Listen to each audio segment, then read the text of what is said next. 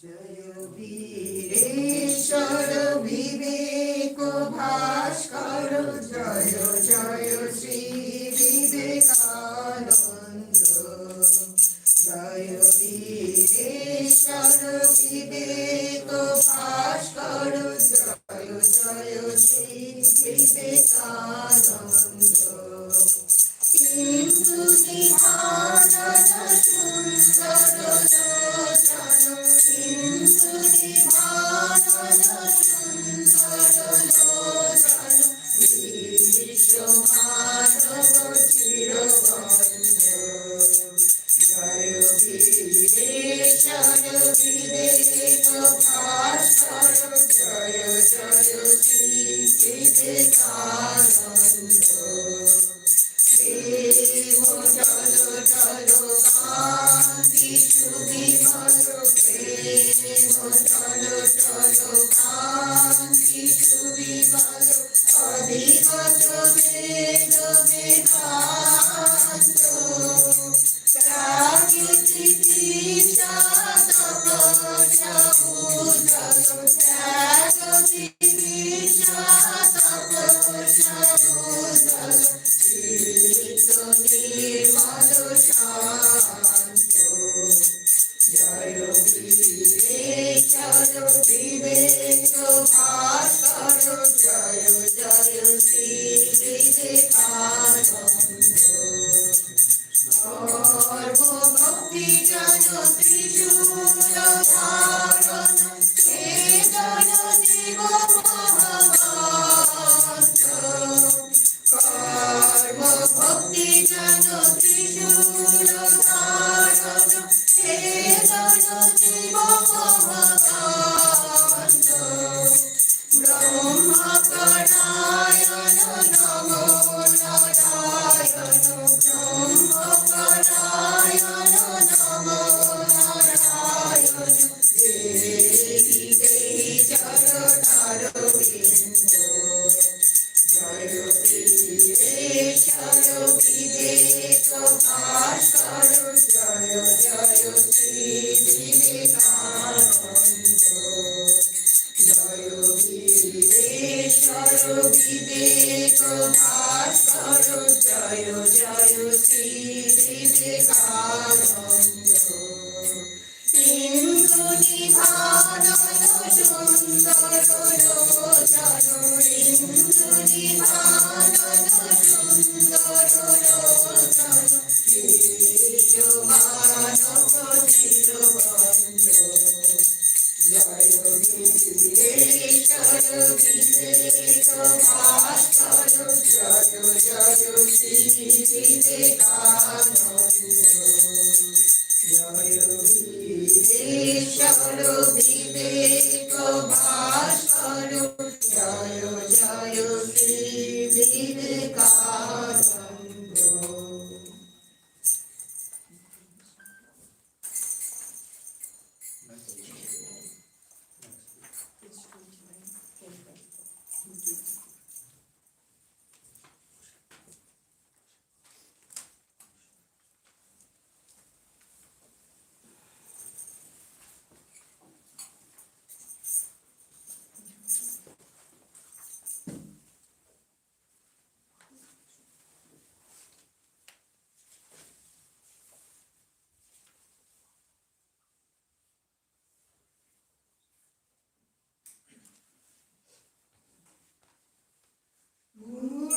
महेश्वर उज्जल भास्कर इष्टमर मर वन्द्या मूर्त महेश्वर उज्जल भास्कर इष्टमर नर वन्द्या वन्दे वेद तनुभूषित गर्हित काञ्चन कामिनी कान्ता वन्दे वेद तनुभूषित गर्हित काञ्चन कामिनी कान्ता मूर्त महेश्वर उज्जल भास्कर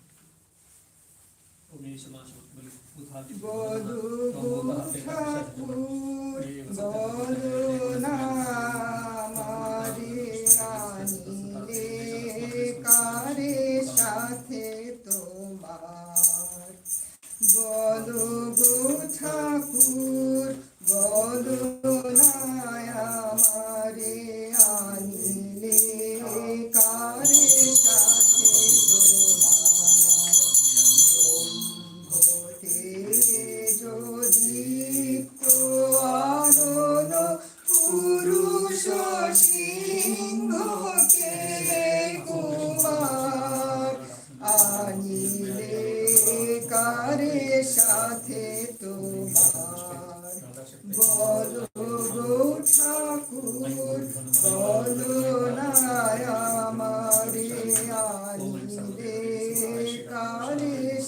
সাথে তোমার বীরেশ্বর অমিত বীর্য সুর সেনাপতি যিনি আশৌর্য বীরেশ্বর অমিত বীর্য সুর সেনাপতি যিনি আশৌর্য জ্ঞানে করিয়ান তাপস প্রধান প্রেমে ভাসমান নয়ন তার বলো গো ঠাকুর বলো না আমারে আনিলে কারে সাথে তোমার ত্যাগে সুখে বুদ্ধের মতো হৃদয় জ্ঞানী শিব গুরু শঙ্কর সব সে কেন লুটায় পদে তোমার ত্যাগে সুখে প্রেমেতে নারু বুদ্ধের মতো হৃদয় চার জ্ঞানী শিব গুরু শঙ্কর সব সে কেন লুটায় পদে তোমার হুঙ্কারে যার কাপে ত্রিভুবন সে কেন মাগিছে তোমার শরণ হুঙ্কারে যার কাপে ত্রিভুবন সে কেন মাগিছে তোমার শরণ তোমারি আশীষ করিয়া ধারণ সে কি গো হরিবে ধরার ভার বলো গো ঠাকুর বলো না আমারে আনিলে কারে সাথে তোমার ব্রহ্ম তেজ দীপ্ত আনন পুরুষ সিংহ কে কুমার আনিলে কারে সাথে তোমার বলো গো ঠাকুর বলো না আমারে আনিলে কারে সাথে তোমার ओमस्य मातृका मंत्रस्य ब्रह्म श्री गायत्री चंदः देवी मातृका सरस्वती देवता लो विजयसुरा शक्तया विलोकं कीर्तन सर्वा विश्वदेवी विन्यासं योगः ओम ब्रह्मणे ऋषे नमः ओम गायत्री छन्दसे नमः ओम देवी मातृका सरस्वती देवताभ्यो नमः ओम अन्वेभ्यो नमः ओम स्वरेभ्यो शक्तिभ्यो नमः ओम व्यक्तकीलकाय नमः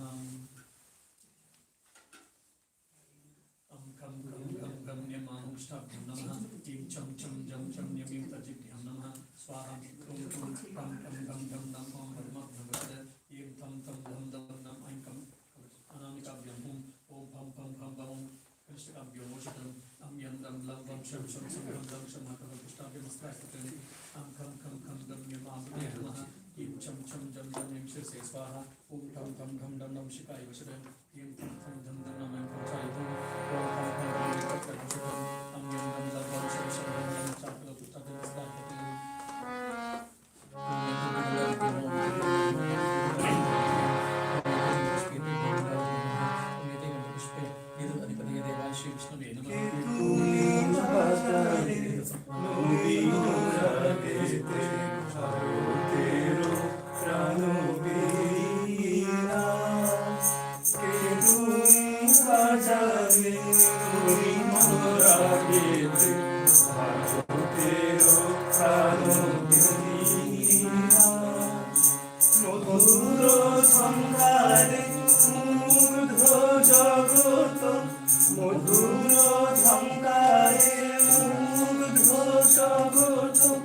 চোখে গীতে গাহে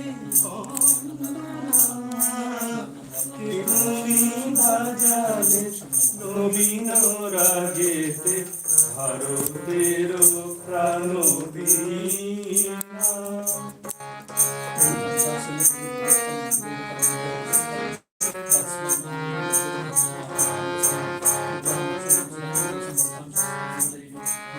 ললিত ছন্দে গভীর মন্দ্রে উষিল সে তান রন্ধ্রে রন্ধ্রে।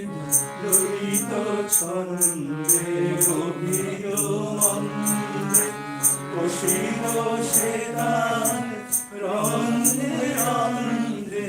জাগিল সূত্র লুপ্ত গৌরব, জাগিল সূত্র লুপ্ত গৌরব ভারতবর্ষ বীণা। কে তুমি বাজালে নবীন রাগেতে ভারতের প্রাণ বীণা।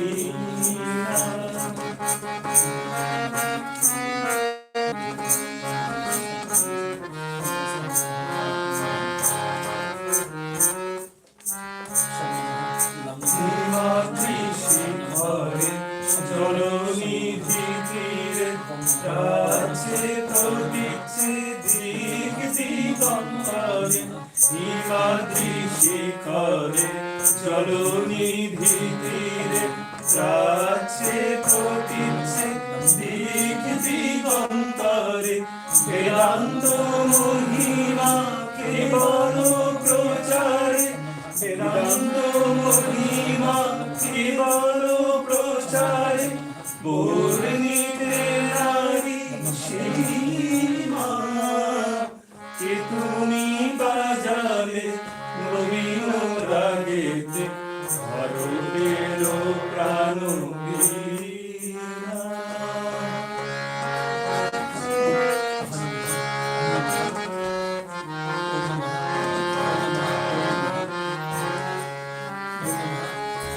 গুরুপদে মন প্রাণ সমর্পণ, মহাযোগী বেশ করিলে ধারণ করি। গুরুপদে মন প্রাণ সমর্পণ, মহাযোগী বেশ করিলে ধারণ।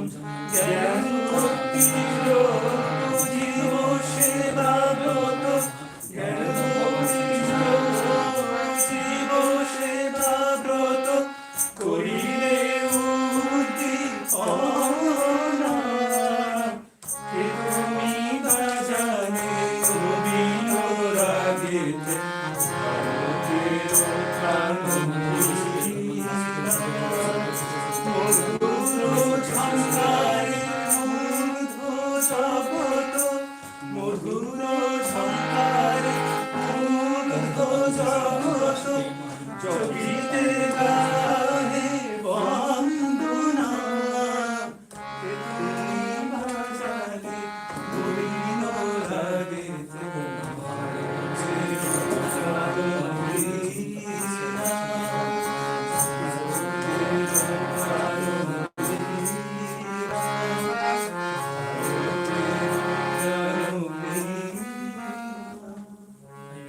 श्री गुरवे नमः।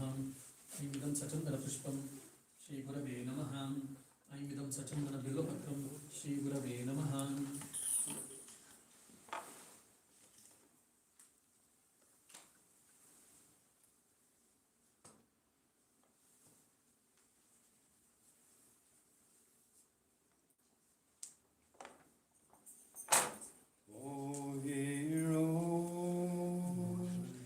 Descendant of Savior, breath of love, so sweet and true, swept along by power of ages, thrilling words that ever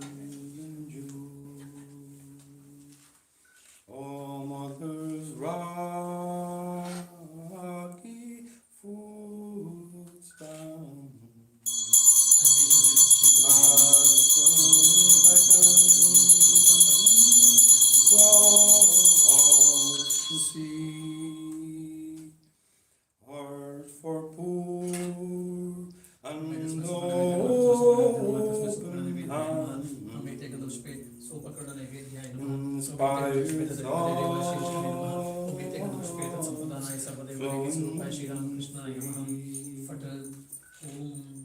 and lion roars, arise, awake and sing. Shake off shackles, wait no more. Restore thy glory, wax undone. Lead us to thy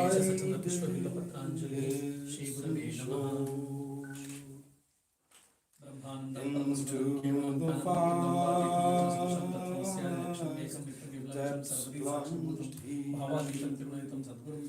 returned and in its secrets he shared without cause on their own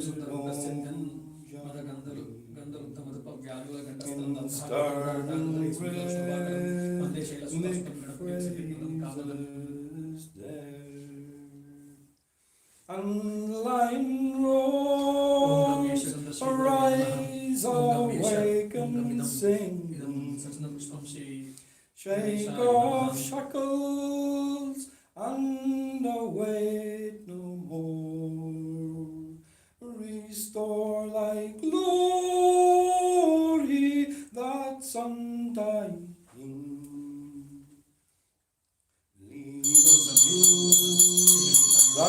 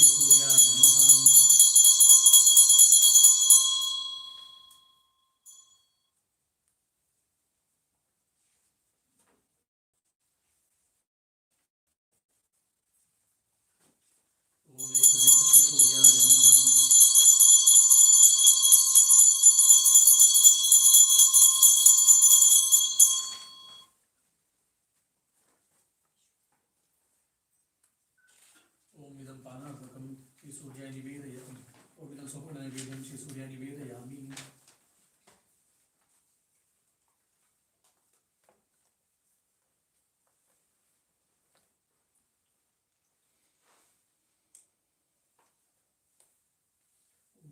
इदं पादाभ्यकं श्रीसूर्याय नमः ओमिदं तृणाचूर्यकं श्रीसूर्याय नमः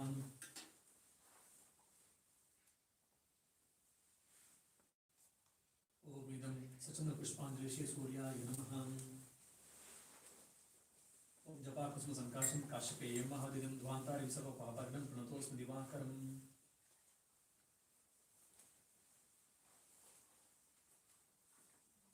ओम देयस्य वित्तु सदा मण्डलमध्यवर्ति नारायण सरस्य चासनं कृष्णः केयूरवान् कनककुण्डलवान् किरीटिहारी हिरण्मय वपुषचक्रः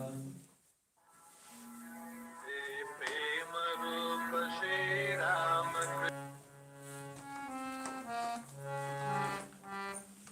ओम नारायण नमः ओम नमो नारायण सचन्द्रपुष्पं नारायणाय नमः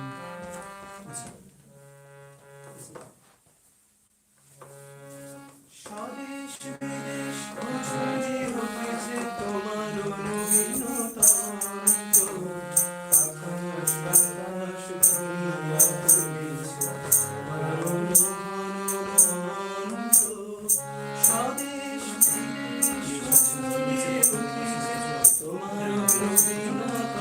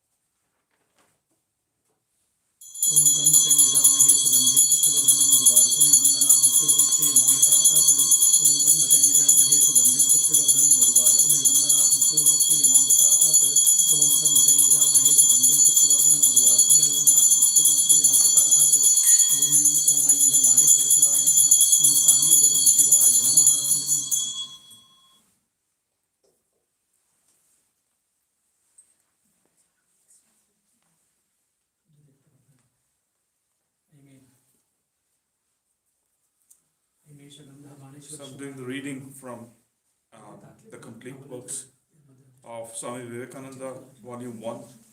And this chapter is about religion, so he introduces us to the religion.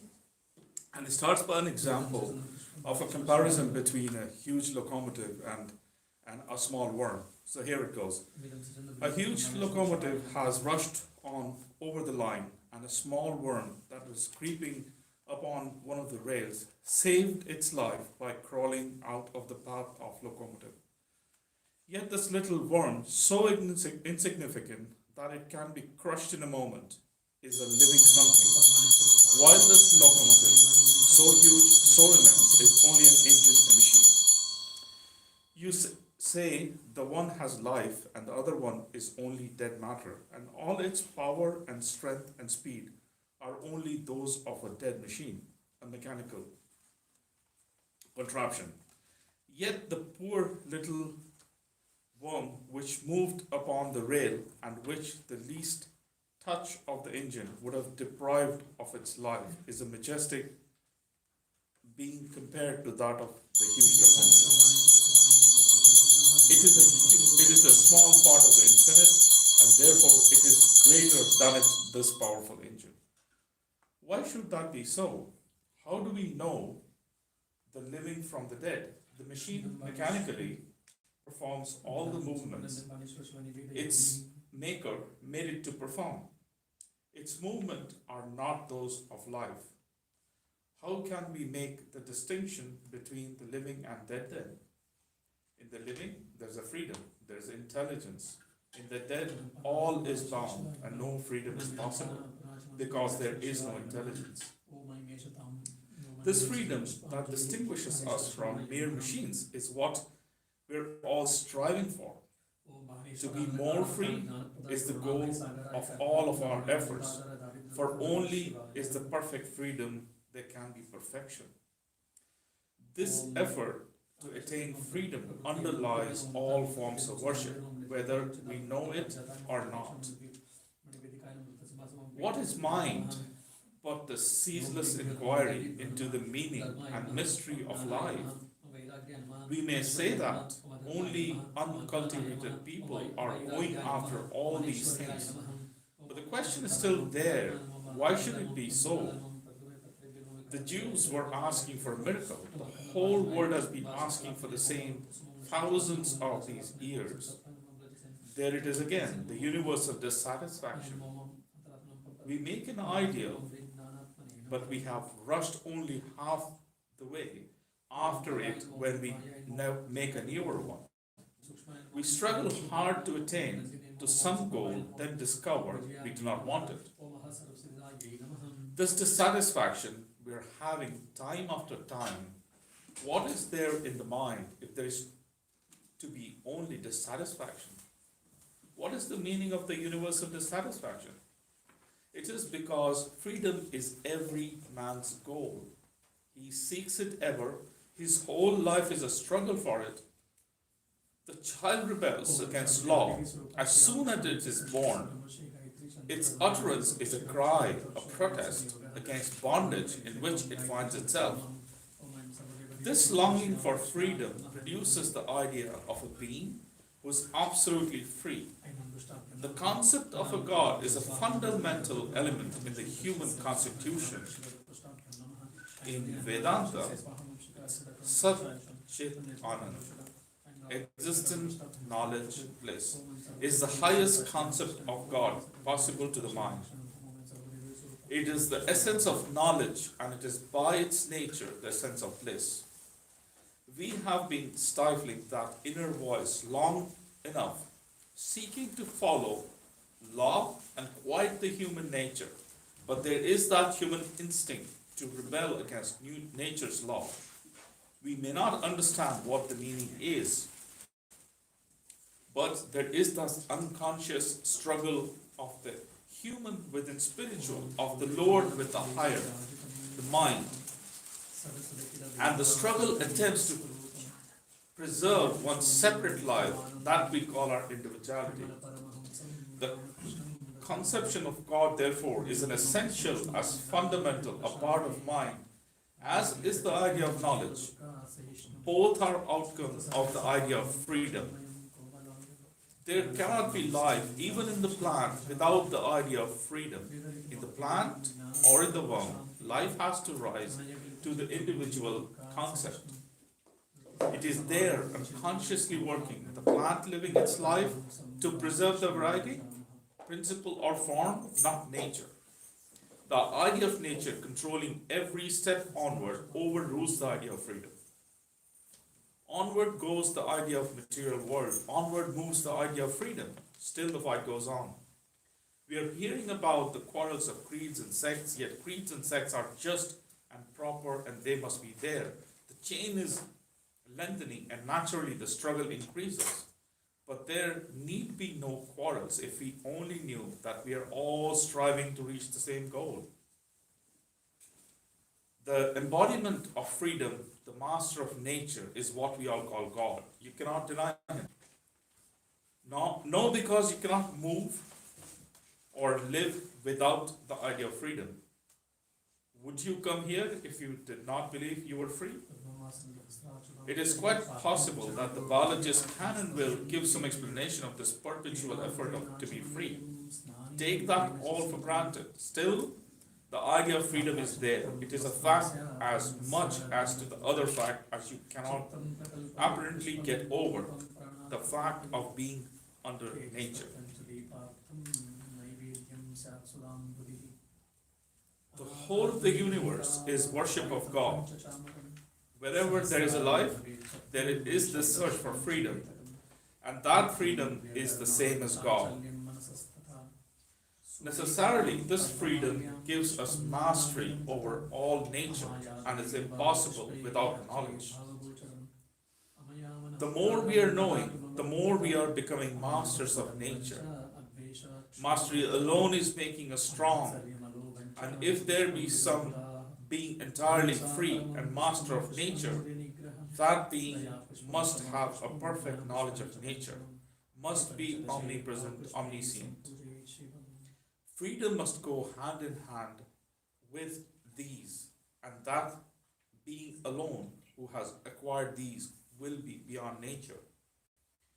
Blessedness, eternal peace arising from perfect freedom is the highest concept of religion, underlying all the ideas of God in Vedanta. Absolute free existence, not bound by anything, no change, no nature. Nothing can produce a change in him. This same freedom is in you and me and is only the real freedom.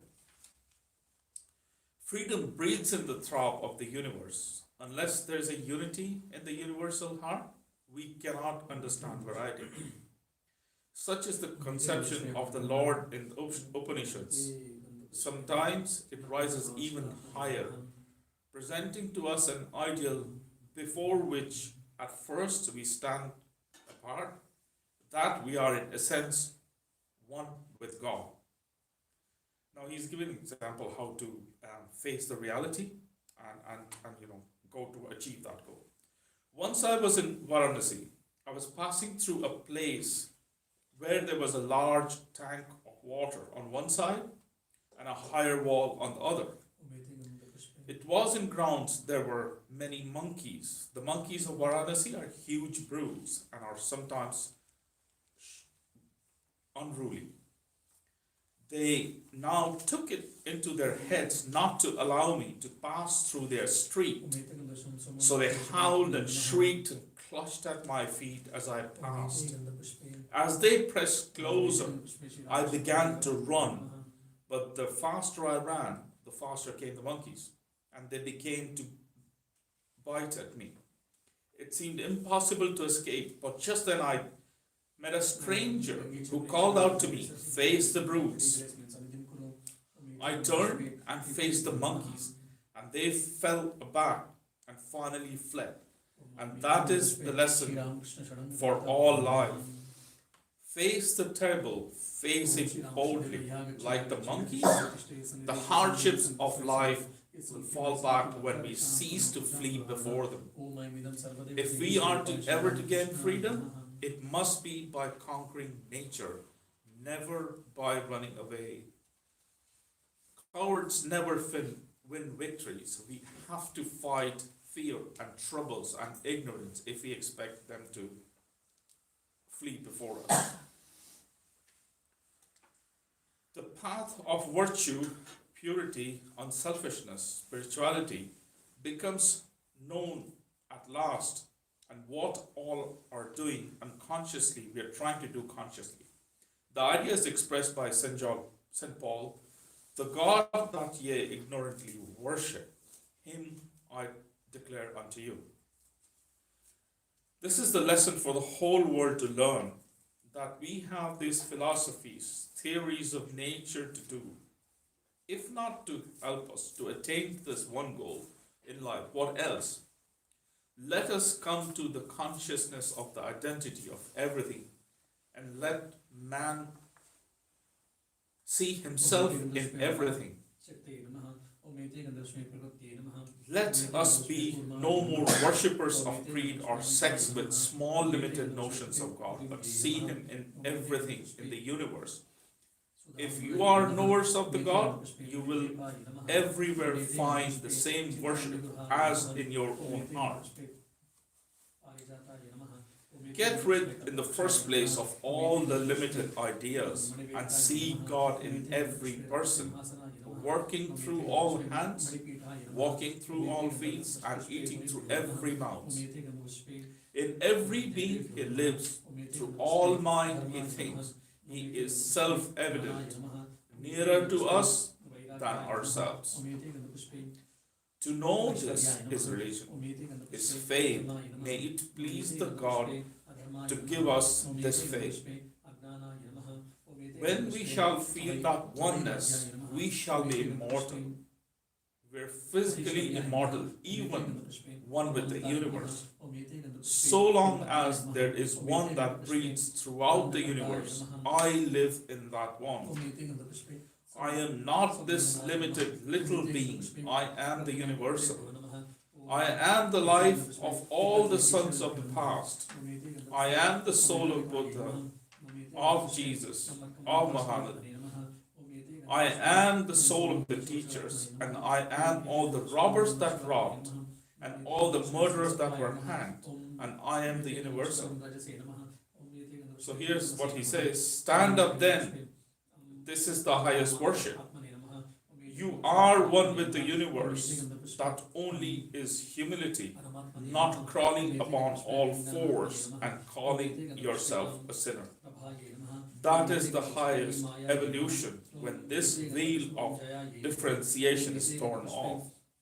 The highest creed is oneness. I am so and so is a limited idea, not true of real I. I am the universal. Stand upon that and worship the highest through the highest form. For God is spirit and should be worshipped in spirit, in truth. Through worship, lower forms of worship, man's material thoughts rise to spiritual worship, and the universal infinite one is the last worship, and in and through that spirit. That which is limited is material. The spirit alone is infinite. God is spirit, is infinite. Man is spirit, and therefore infinite. And infinite alone can worship the infinite. We will worship the infinite, and that is the highest spiritual worship. And some of his quotes: the Upanishads have declared, arise, arise, and stop not until the goal is reached. The Lord himself tells us, give up all these paths and struggle. Do thou take refuge in me. I, the Lord, thy God, am a jealous God. Thou shalt have no other gods before me, says the Hebrew scripture. And God must all be there alone. Perhaps we must say, not I, but thou. And then we should give up everything but the Lord. He and he alone should reign.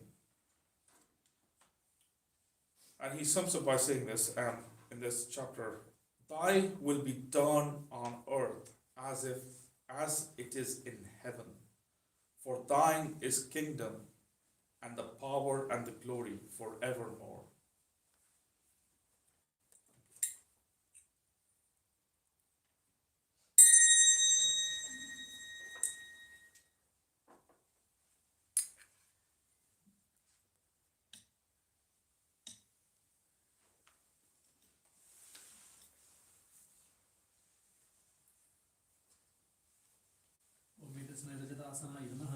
ओमेते गंधपुष्पे रजतासनाय नमः ओमेते गंधपुष्पे एतत् अधिपते देवाय श्री विष्णवे नमः ओमेते गंधपुष्पे एतत् संप्रदानाय सर्वदेव देवी स्वरूपाय श्रीरामकृष्णाय नमः ओम सर्वभूतान्तरस्ताय सर्वभूतान्तरात्मने कल्पयामि उपवेशार्थम् आसनन्ते नमो नमः ओम ऐं रजतासनं सर्वदेव देवी स्वरूपाय श्रीरामकृष्णाय नमः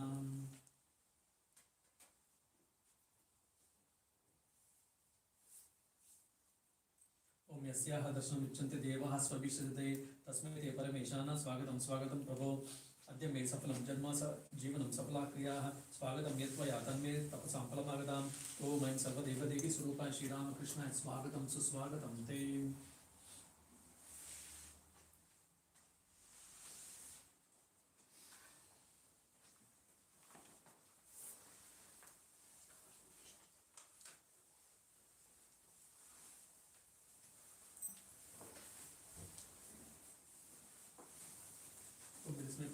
पुष्पेपाद्याय नमः ओमेते गन्धपुष्पेपाध्याय नमः ओमेते गन्धपुष्पेत देवाय श्री विष्णवे नमः ओमेते गन्धपुष्पेत संप्रदानाय सर्वदेव देवी स्वरूपाय श्री रामकृष्णाय नमः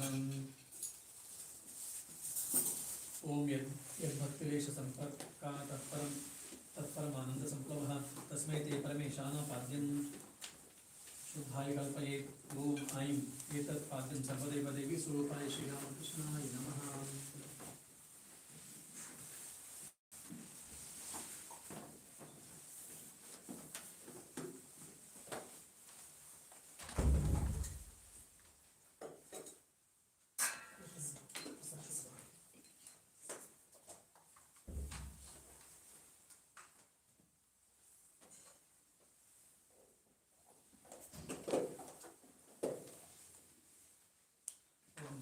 समायुक्तं विलोकतं तथापरं शोभनं शङ्खपातस्थं गुहानर्घ्यं महेश्वरा ओम ऐं इदमाशु अर्घ्येषु अर्घ्य सर्वदेवदेषु श्रीरामकृष्णाय स्वाहा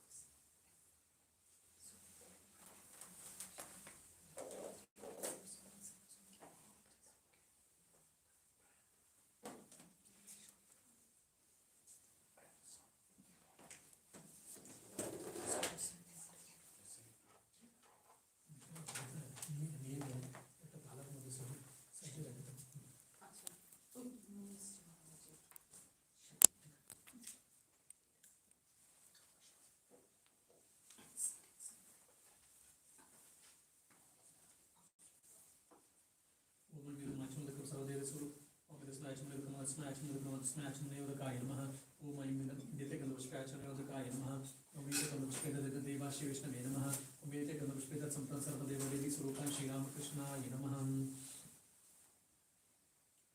ओम मन्दाकिन्यस्तु यद्वारी सर्वपापहरं शुभं गुणाचमनीयं त्वया त्वं मया भक्तिनिवेदितम् ओम ऐं इदमाचमयोदकं सर्वदेवदेवी स्वरूपाय श्रीरामकृष्णाय नमः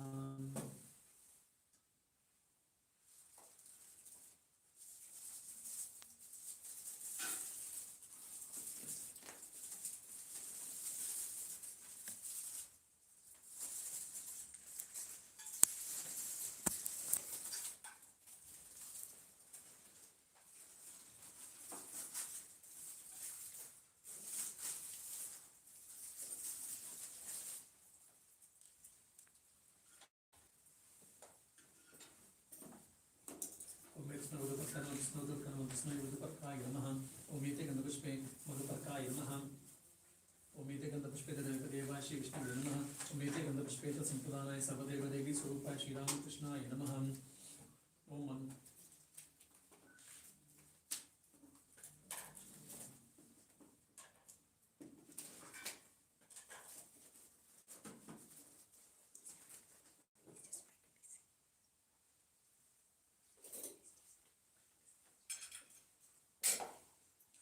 मंदाकिन्यस्तु यद्वारी सर्वपापहरं शुभं गुणाचमनीयं त्वया भक्त्या निवेदितम् ओम ऐं इदमाचमयोदकं सर्वदेवदेवी स्वरूपाय श्रीरामकृष्णाय नमः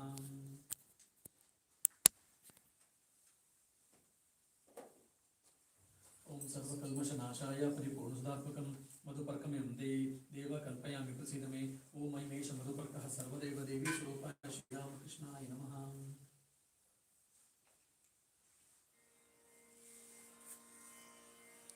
The song of the Sannyasin. Wake up the north, the song that had its birth, far off where worldly time could never reach.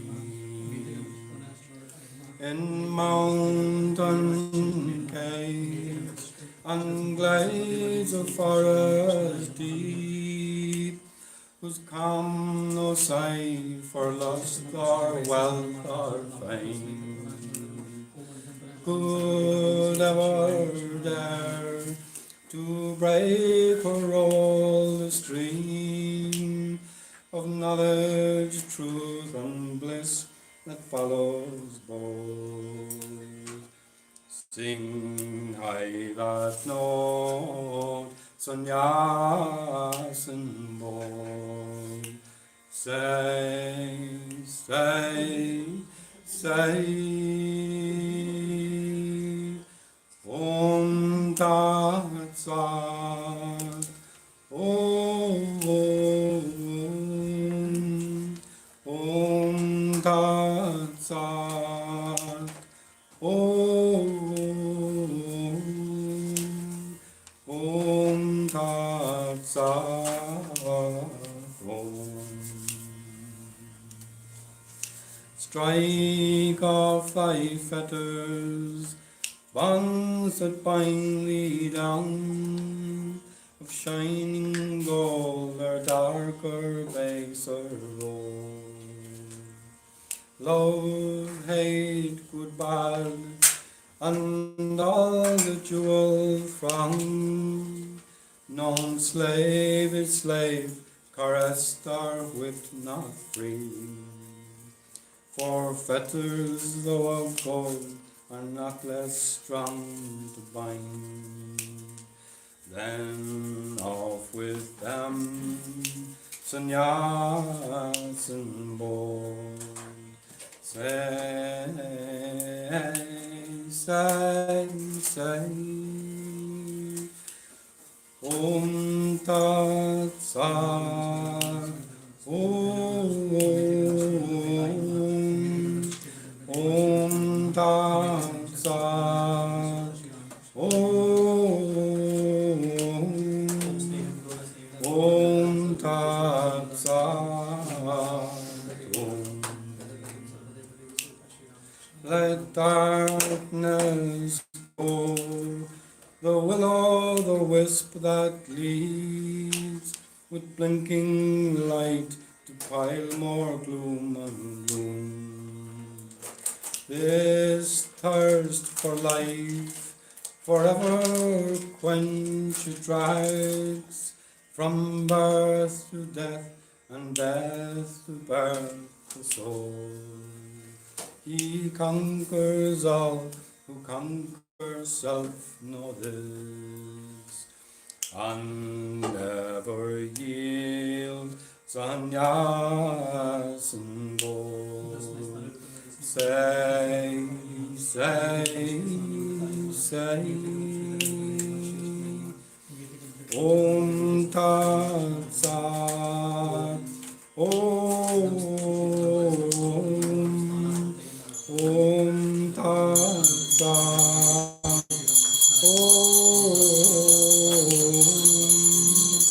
Om Tat Sat, Whoso's must weep, they say, and cause must bring the sure effect, good, bad, none. Escape the law, but whoso wears the form must wear the chain to true but far beyond. Both name and form is Atman never free. Know thou art that sannyasin boy. Say, say, say, Om Tat Sat, Om Tat Sat, Om Tat Sat, Om. They know not truth, who dream such vacant dreams as father, mother, children, wife, and friend. The sexless self, whose father he, whose child, whose friend, whose foe is he who is but one.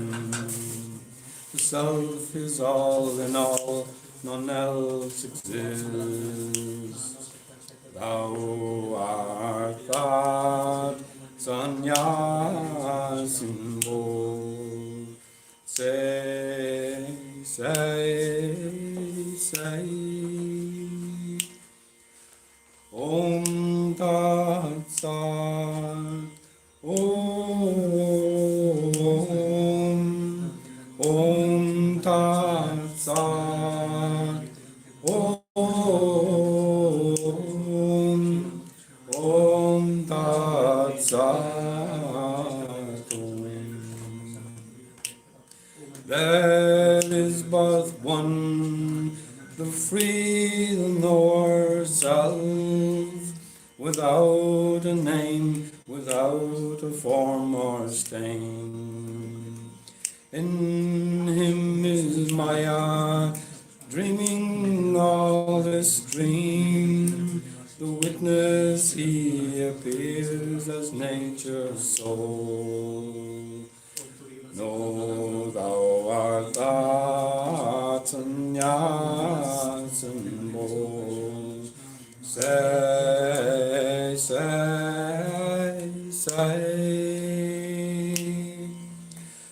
Om Tat Sat. Om Tat Sat. Om Tat Sat. Where seekest thou that freedom, friend, this world, nor that can give in books and temples vain? Thy search, thine only, is the hand that holds the rope that drags thee on and cease lament. Let go thy hold, sannyas and bold. Say,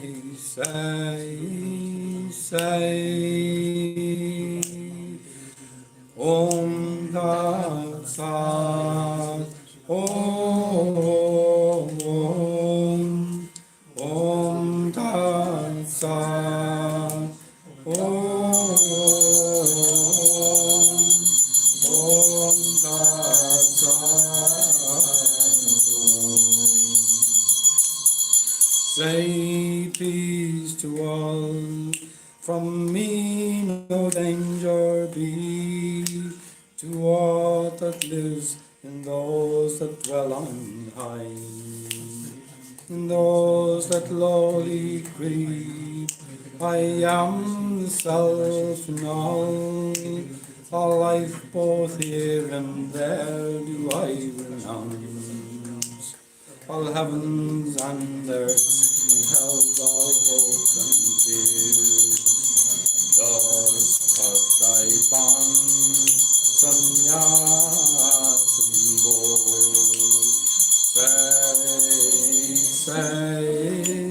Say, Om Tat Sat.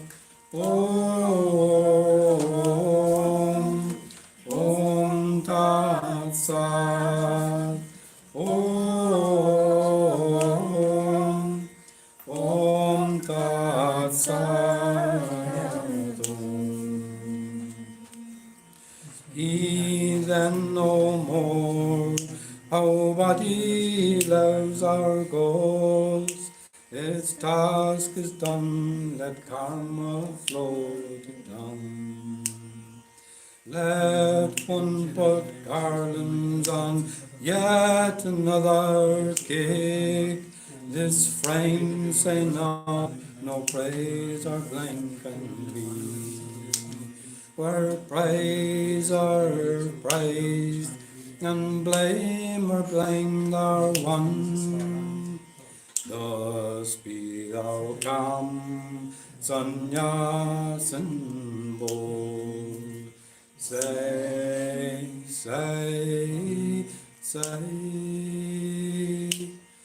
Om Tat Sat. Om Tat Sat. Om Tat Sat.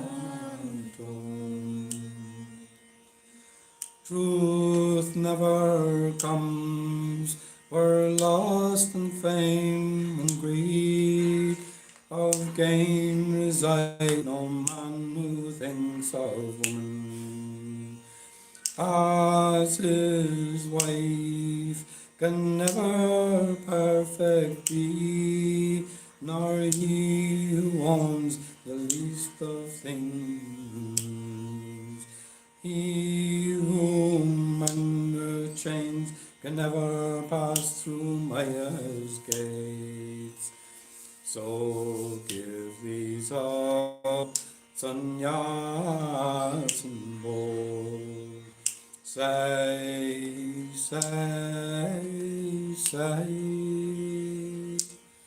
Om Tat Sat. Om Tat Sat. Om Tat Sat. How thou know home, what home can hold thee, friend? The sky thy roof, the grass thy bed and food.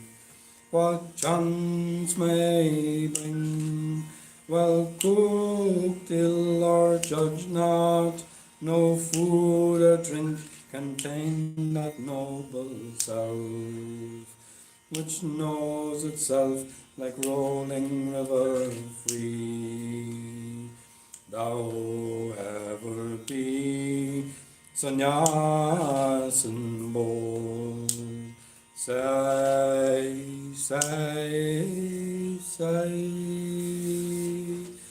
Om Tat Sat.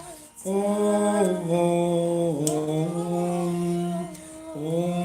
Tat Sat. Om Tat Sat. If you only know the truth, the rest they will hate and laugh at the great one who pay no heed. Go thou free from place to place and help them out of darkness, Maya's veil. Without the pain or search for pleasure, go beyond them both, sannyas and bold. Say, Om Tat Sat. Om Tat Sat. Om Tat Sat. Thus day by day, till karma's powers spend, release the soul forever, no more is birth. Nor I, nor thou, nor God, nor manly I, all has become, the all is I. Know thou art that, sannyas and more.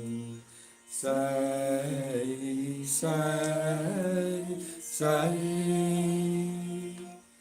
Om Tat Sat. Om Tat Sat. Om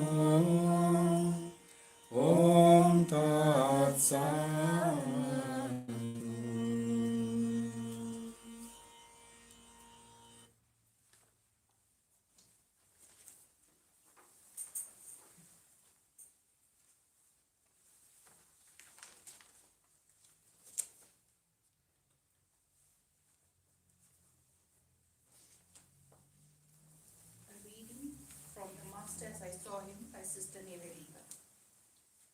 Even apart from the greater revelations and experiences, flashes from the beacon fire of that life in whose shadow we dwell fell constantly upon us. Once he had just returned from an absence, and as he sat talking bhakti, a servant came to say his meal was ready.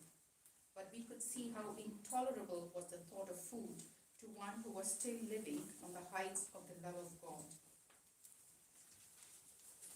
Again, it was evening, and we womenfolk were seated in the boat of Steve Mata, as we called our hostess, chatting in low tones in the falling dusk, when suddenly he came in to spend a few minutes with us. The talk turned on the approaching departure for Europe, but it soon ended, and then one who expected to be left alone in India spoke of how the others would be missed. The Swami turned on her with a wonderful gentleness. "But why so serious about it?" he said. "Why not touch hands and part with a smile? You are so morbid, you Westerners. You worship sorrow. All through your country, I found that. Social life in the West is like a peal of laughter, but underneath it is in a wail. It ends in a sob. The fun and frivolity are all on the surface. Really, it is full of tragic intensity. Now, here it is sad and gloomy on the outside, but underneath are carelessness and merriment. You know, we have a theory that the universe is God's manifestation of himself just for fun, that the incarnations came and lived here just for fun. Play, it was all play. Why was Christ crucified? It was mere play, and so of life. Just play with the Lord. Say it is all play. It's all play. Do you do anything? And then without another word, he turned and went out into the starlight and passed into his own boat. And we also, in the hush of the river, said good night and parted. One evening, in our week of retreat, we sat under the great trees beside the stream, and it was of leadership that he talked. He began by comparing certain notable movements of the hour, of which one had grown daily during the lifetime of its founder, both in numbers and complexity, while the other had been seen breaking up into its component parts. Finally, he said, "I am persuaded that the leader is not made in one life. He has to be born for it. For the difficulty is not in organization and making plans. The test, the real test of a leader, lies in holding widely different people together along the line of their common sympathies. And this can only be done unconsciously, never by choice." From this, the talk somehow strayed to Plato, and someone asked for an explanation of the doctrine of ideas. He gave this, and as he ended, he said, addressing one of the group in particular, "And so you see, all this is but a feeble manifestation of the great ideas which alone are real and perfect. Somewhere is an ideal, and here is an attempt to manifest it. The attempt falls short still in so many ways. Still, go on. You will interpret the ideal someday. I cannot feel the longing to get out of life that Hindus feel," said one on another occasion in response to something he had said about breaking and bonds of life. "I think I would be a great deal rather come back and help the causes that interest me than achieve personal salvation. That's because you cannot overcome the idea of progress," he retorted quickly. "But things do not grow better.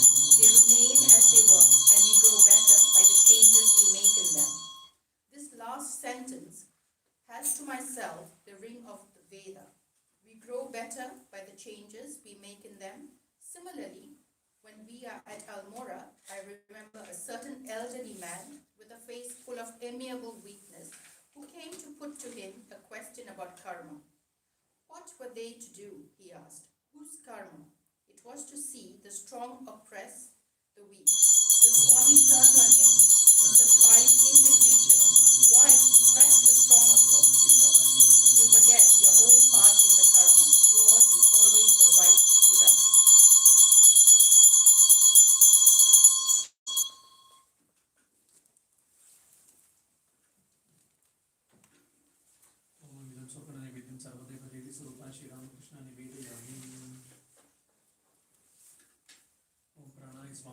Pranay Swaham Vyanay Swaham Mananay Swaham Samanay Swaham.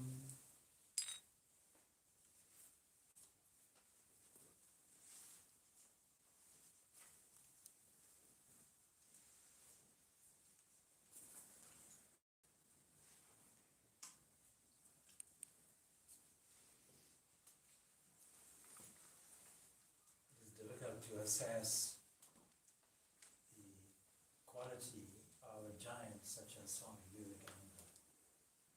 But we have a number of clues.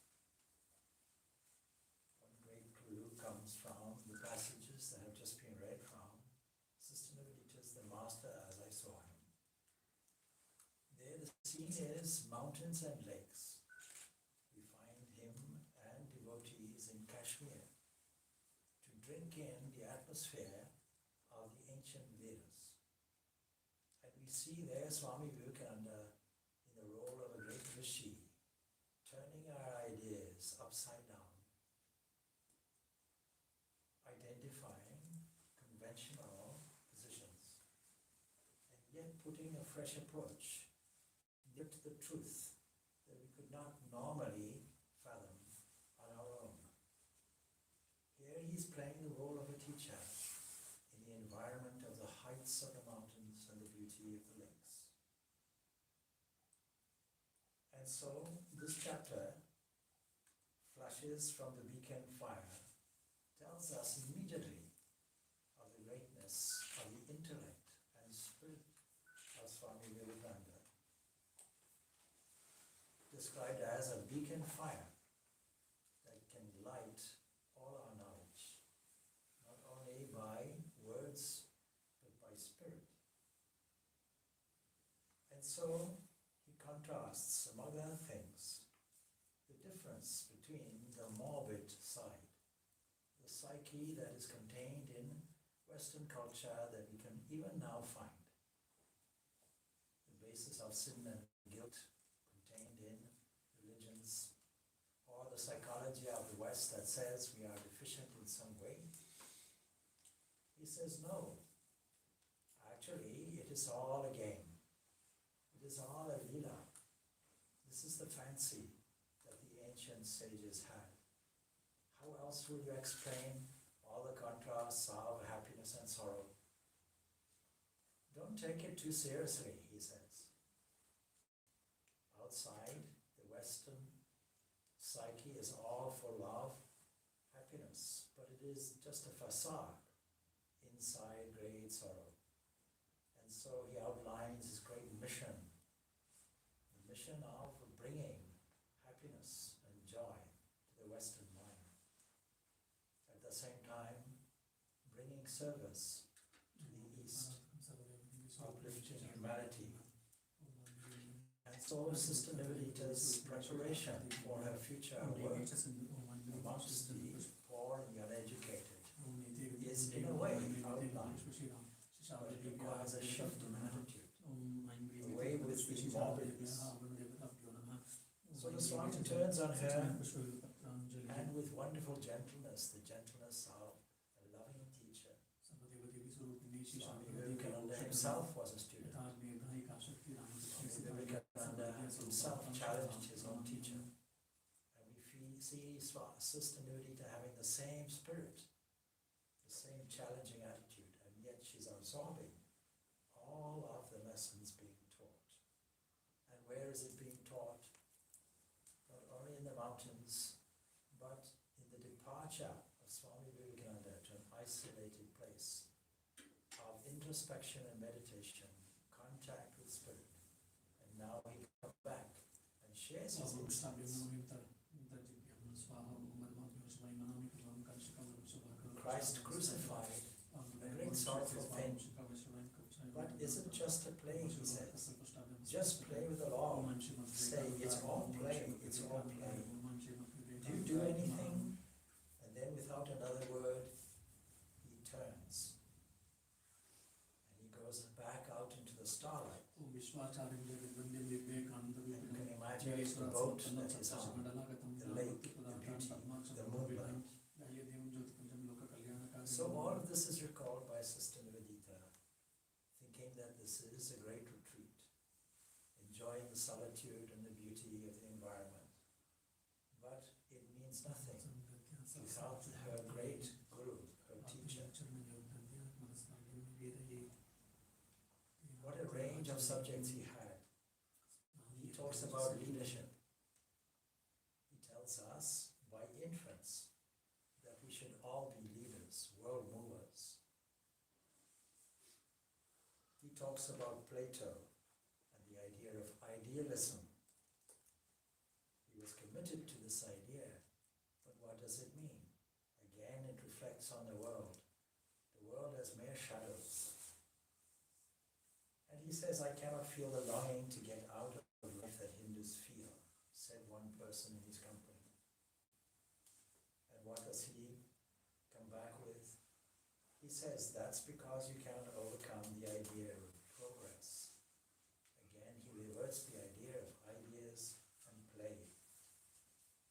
And he retorts like this, with a great, great giant quickness of intellect. Things do not grow better, he says, they remain as they were, and we grow better by the changes we make in them. It's all about our spiritual growth. As if the whole of our troubles, our ups and downs, is only for one simple purpose, to teach us the lesson of life. And she says, seeing the significance and echo of the great rishis, this last sentence, she says, has to myself the ring of a Veda. We grow better by the changes we make in them, not the other way around. And also, similarly, this passage ends when we were at Almora. She says, I remember a certain elderly man with a face full of amiable weakness who came to pass to him a question about karma. What were they to do, he asked, whose karma it was to see the strong oppress the weak? What a fanciful idea. It was to see the strong oppress the weak. The Swami turned on him in surprised indignation. Here we find Swami Vivekananda responding instantly in varying moods to correct mistakes, mistaken notions that are entrenched in our unconscious psyche. And he finishes like this. Why thrash the strong, of course, he said. You forget your own part in the karma. Yours is always the right to rebel. That is to change the course of your own life. As sages have taught, eternally from the past. Om Shanti, Shanti, Shanti. Peace, peace, peace be unto all.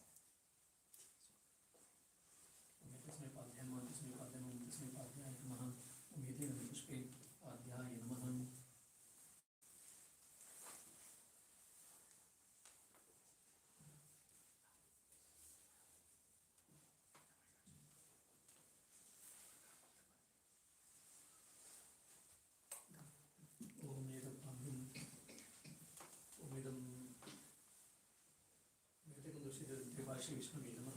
उमेते गंधपुष्पे तत्संप्रदानाय सर्वदेवदेवी स्वरूपाय Shri रामकृष्णाय नमः। यद्भक्तरे संपर्कात् परमानंद संप्रभातस्मै परमेशान पाद्यं शुद्धाय रते ओम ऐं वेदपाद्यं श्रीमद्विवेकानन्दाय नमः।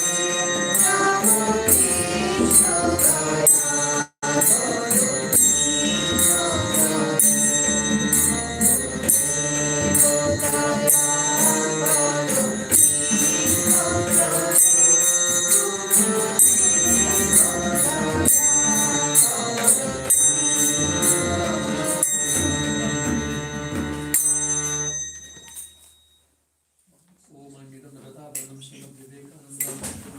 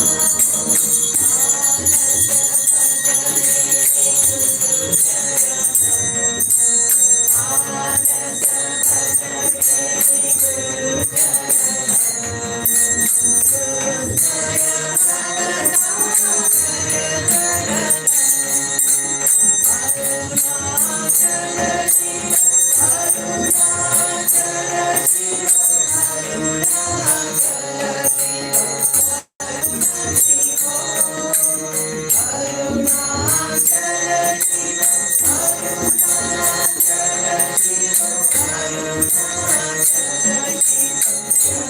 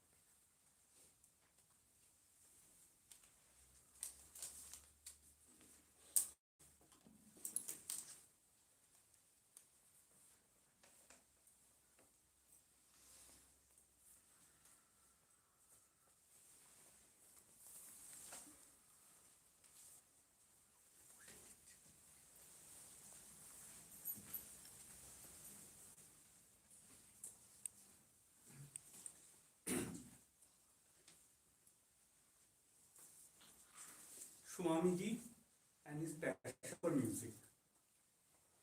Swamiji had been blessed by nature with all the primary requirements of music. He had added great refinement to this gift by his deep knowledge of its technique as also by strenuous practice.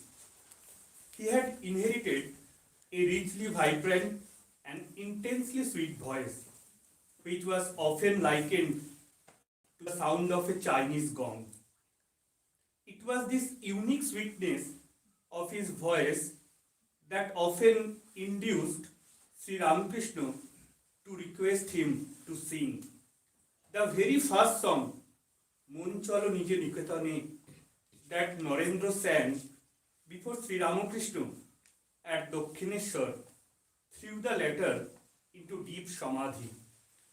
The following incident at Mount Abu will throw a good light on the sweetness of his music. Swamiji soon gathered around him a number of devoted followers with whom he used to walk in the evening. One day, they were walking along the Bailey's Walk, commanding the most beautiful scenery of the hill station. Below them stretched the lake of Mount Abu.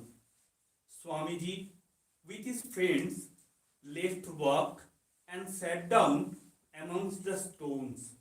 He began to sing, and his song went on for hours. Some Europeans who were also taking an evening stroll were struck with the sweet music and waited for hours to get a glimpse of the singer.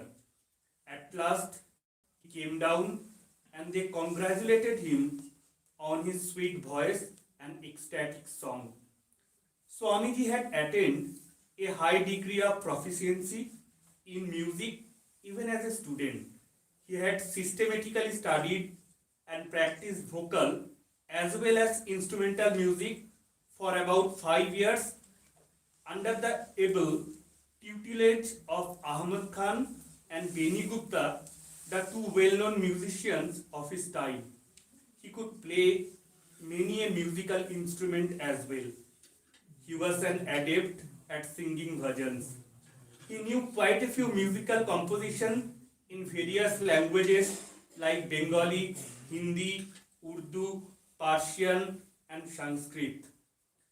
The following incident that took place in the house of Sri Manmatanath Chaudhuri of Bhagalpur reveals the perfect musician in Swamiji. It was mentioned one morning in August of the year 1890, Swami Vivekananda with Swami Akhandananda came unexpectedly to my house. Thinking them to be ordinary sadhus, I did not pay them much attention. Once I noticed him humming a tune to himself.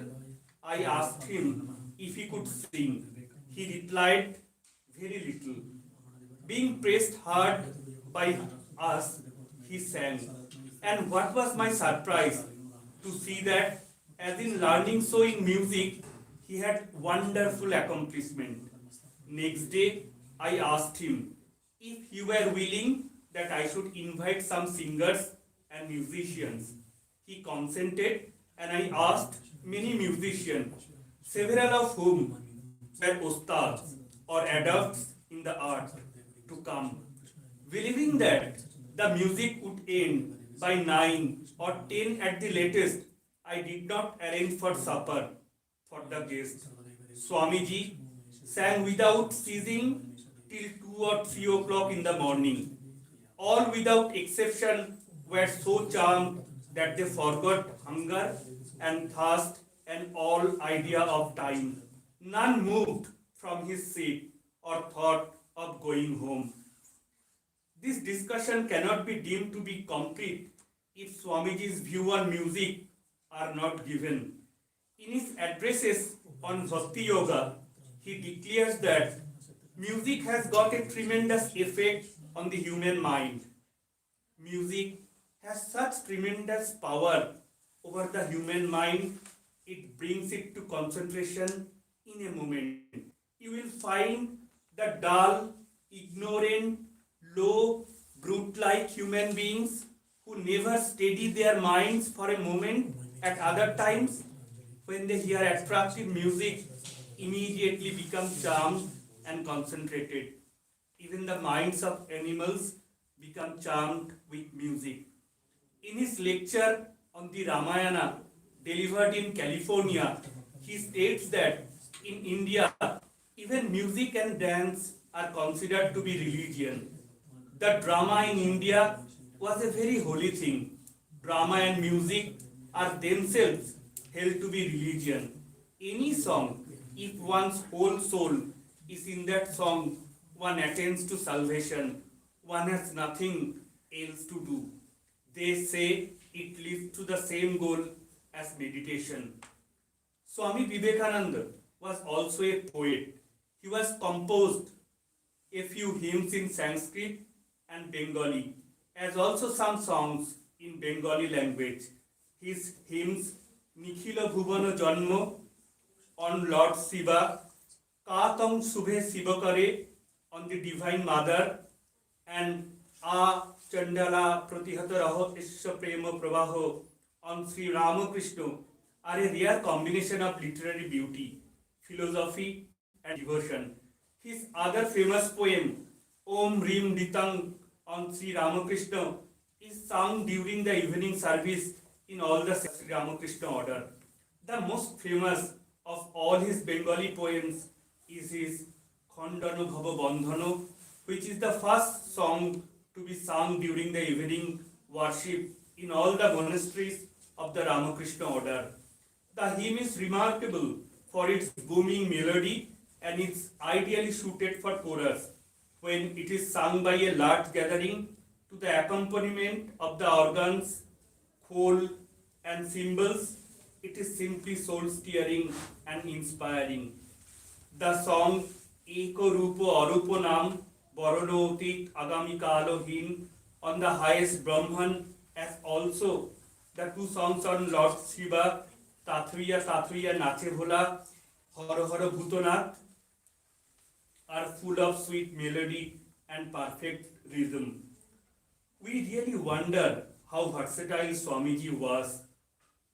A spiritual teacher, a social reformer, a patriot, a scholar, an inspired orator, a great writer, and a musician indeed.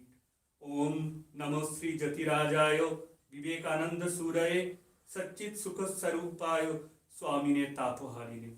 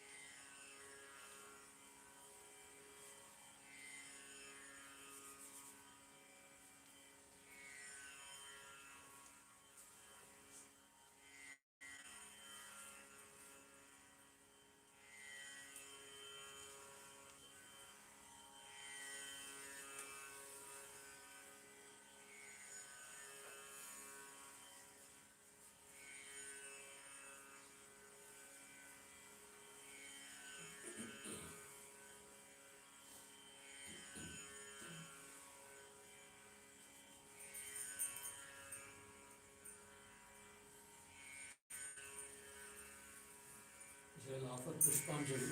Pushpanjali is in the Tantra Shastras. It is told if we cannot worship by offering Pushpanjali, that will be equal to puja.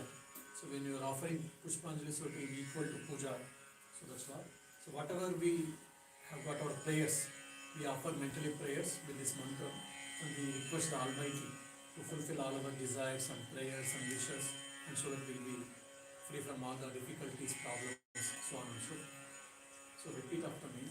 Om Aim Yesha Sachandana Pushpanjali Srimad Vivekanandaya Vaushat. Om Aim Yesha Sachandana Pushpanjali Srimad Vivekanandaya Vaushat.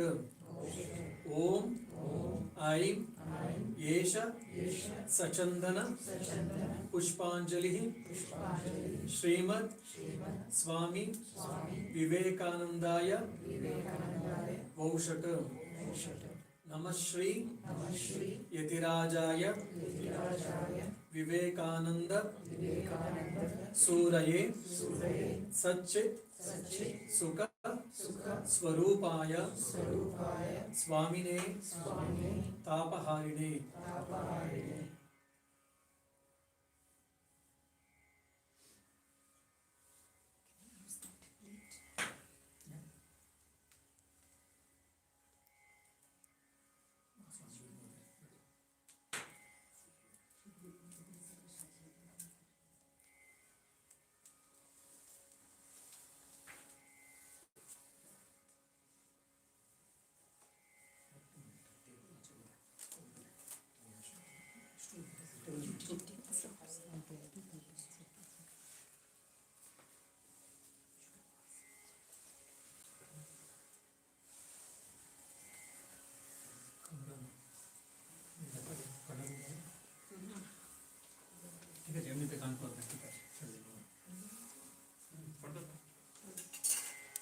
जाने ना बोला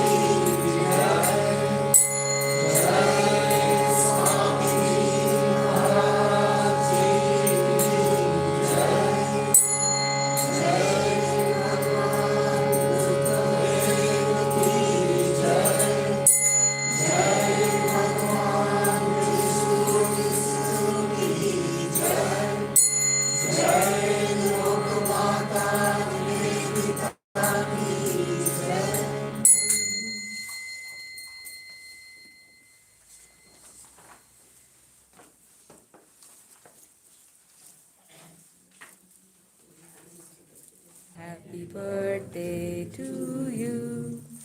Happy birthday, dear Swami. Happy birthday to you.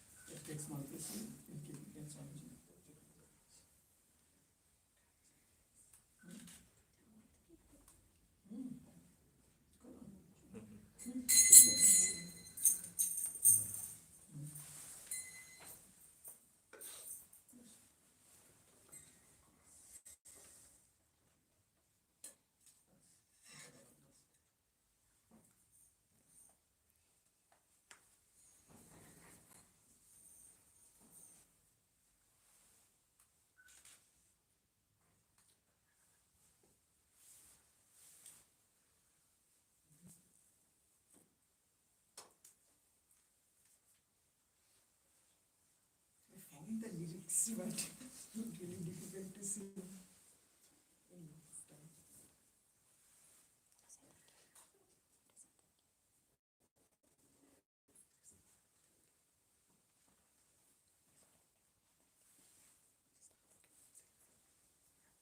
Dear devotees, morning programs from Vivekananda's Jayanti will be over now.